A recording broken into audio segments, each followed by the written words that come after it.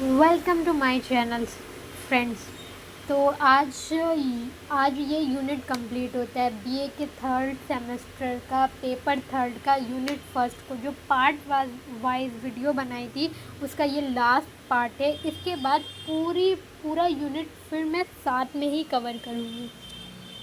तो पार्ट्स में मैंने इसलिए वीडियो बनाई ताकि जो लॉन्ग में होती है उसमें थोड़ा समझना थोड़ा सा वो रहता है। जो छोटे छोटे पार्ट्स में छोटी छोटी वीडियो होती है वो बोर नहीं करती हैं, प्लस वो ईज़िली समझ में आ जाती है। लॉन्ग वीडियो में इंटरेस्ट थोड़ा कम होता है, वीडियो के स्टार्टिंग में इंटरेस्ट रहता है फिर कम होता है, तो इस वजह से शॉर्ट वीडियोस मैंने इसीलिए बनाई, क्योंकि थर्ड पेपर जो थोड़ा टफ भी है इसलिए मैं उसको पार्ट वाइज वीडियो बना रही हूँ। तो चलिए स्टार्ट करते हैं। एक ध्रुवीय विश्व क्या है?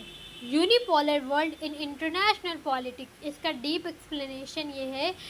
क्या आपने कभी सोचा है कि अगर पूरी दुनिया पर सिर्फ एक ही देश का दबदबा हो, वो हर फैसले में आगे हो, उसकी ताकत इतनी ज़्यादा हो कि बाकी देश बस देखते रहें, इसे ही कहते हैं एक ध्रुवीय विश्व। इसी को, जी हाँ, इसी को कहते हैं एक ध्रुवीय विश्व।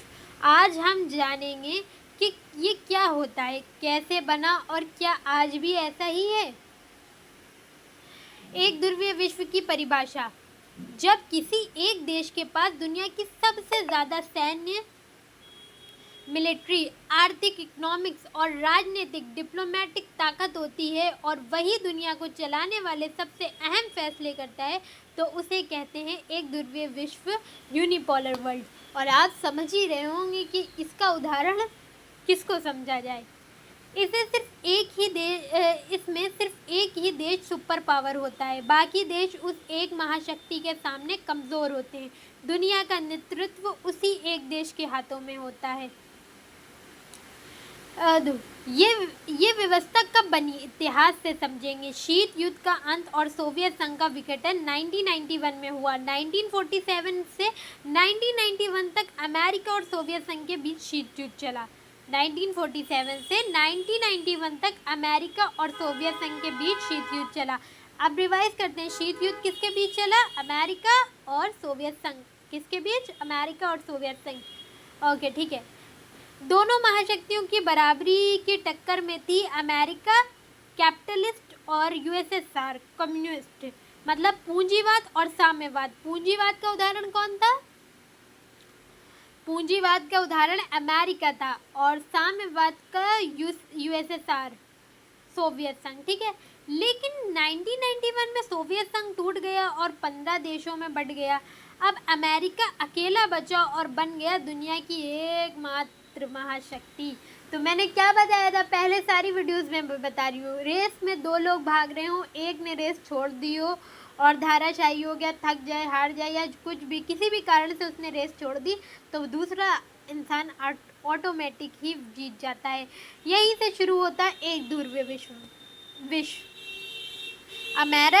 अमेरिका का विश्व प्रभुत्व, यूएसए ग्लोबल डोमिनेंस। 1990 के बाद अमेरिका ने हर क्षेत्र में अपनी शक्ति का प्रदर्शन किया। सैन्य क्षेत्र, मिलिट्री पावर, अमेरिका ने अकेले ही कई युद्ध किए, जैसे 1991 की गल्फ वॉर ले ले, इराक पर हमला, 2001 का अफगानिस्तान वॉर, 2003 का इराक इन्वेशन। नेटो जैसी सैन्य संस्थाएं भी अमेरिका की अगुवाई में चलती रहीं। आर्थिक क्षेत्र, इकोनॉमिक पावर, डॉलर दुनिया की सबसे मजबूत मुद्रा बनी। वॉल स्ट्रीट, सिलिकॉन वैली जैसी आर्थिक केंद्र अमेरिका में रहे। गूगल, एप्पल, फेसबुक, माइक्रोसॉफ्ट सब अमेरिकी कंपनियां हैं। गूगल, एप्पल, फेसबुक, माइक्रोसॉफ्ट सब किसकी कंपनियां? अमेरिका। अब आप समझ रहे होंगे, हम जिस पे सर्च करते हैं दुनिया की सारी चीज़ें, वो गूगल अमेरिका है। जिस फ़ोन का सबसे ज़्यादा दबदबा है, जिसको लोग सर्च एक ऑरा बनाए हुए हैं, वो एप्पल, वो फ़ोन अमेरिका की। जिस फेसबुक को सबसे ज़्यादा यूज़र हैं और जो सबसे पुराना है, मतलब हर ही व्यक्ति उसको यूज़ करता है, वो फेसबुक अमेरिका का है। और अब माइक्रोसॉफ्ट की क्या ही मैं बात करूँ, वो भी अमेरिका का ही है।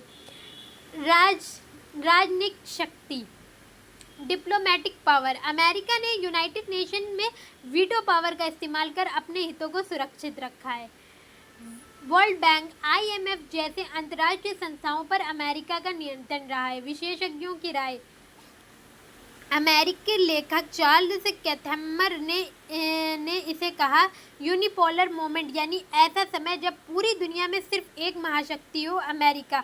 उन्होंने ये भी कहा है कि ये स्थिति स्थायी नहीं होगी क्योंकि बाकी देश धीरे धीरे ताकतवर बन सकते हैं। उन्होंने ये भी कहा है कि ये स्थिति स्थायी नहीं होगी क्योंकि बाकी देश धीरे धीरे ताकतवर बन सकते हैं। क्या आज भी दुनिया एक ध्रुवीय है? करंट सिनेरियो, आज कई देश अमेरिका को चुनौती दे रहे हैं। देश ताकत, चीन आर्थिक और सैन्य दोनों क्षेत्रों में तेजी से उभर रहा है। रूस क्षेत्रीय शक्ति के रूप में प्रभावशाली, जैसे यूक्रेन युद्ध। भारत विकासशील देशों का नेतृत्व कर रहा है। यूरोपीय संघ EU सामूहिक शक्ति के रूप में अमेरिका के सामने। इसलिए आज कुछ विशेषज्ञ कहते हैं कि दुनिया अब बहुध्रुवीय मल्टीपोलर हो रहा है। अब इसका निष्कर्ष क्या है? 1991 के बाद जब सोवियत संघ टूटा तब अमेरिका दुनिया की अकेली महाशक्ति बना और शुरू हुई एक ध्रुवीय विश्व व्यवस्था। अमेरिका ने आर्थिक, सैन्य और कूटनीतिक क्षेत्रों में पूरी दुनिया पर प्रभाव डाला, लेकिन अब चीन, रूस, भारत जैसे देश इस शक्ति को चुनौती दे रहे हैं। इसलिए हो सकता है कि भविष्य में दुनिया बहुध्रुवीय बन जाए। क्या है? 1991 में एक ध्रुवीय विश्व, एक ही देश सबसे ताकतवर। एक ध्रुवीय विश्व का मतलब क्या है? एक ही देश सबसे ताकतवर। 1991 में सोवियत संघ टूटा, अमेरिका बना सुपर पावर। अमेरिका ने अकेले युद्ध लड़े, Iraq, Afghanistan. Dollar, IMF, UN में अमेरिका का, यूनाइटेड नेशन में अमेरिका का दबदबा। आज चीन और भारत जैसी शक्तियाँ उभर रही हैं।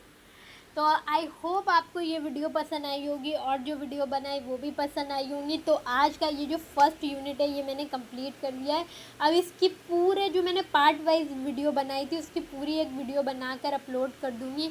मैं इतनी मेहनत कर रही हूँ, प्लीज़ सपोर्ट करिए, मेरे चैनल को सब्सक्राइब करिए। सब्सक्राइबर बढ़ रहे घट रहे हैं ये, तो प्लीज़ सब्सक्राइब करिए ताकि मुझे थोड़ी सी मोटिवेशन मिले और मैं और वीडियो बनाऊँ और मतलब आप लोगों के लिए और अच्छी वीडियो बना के लाऊँ। बहुत मेहनत कर रही हूँ।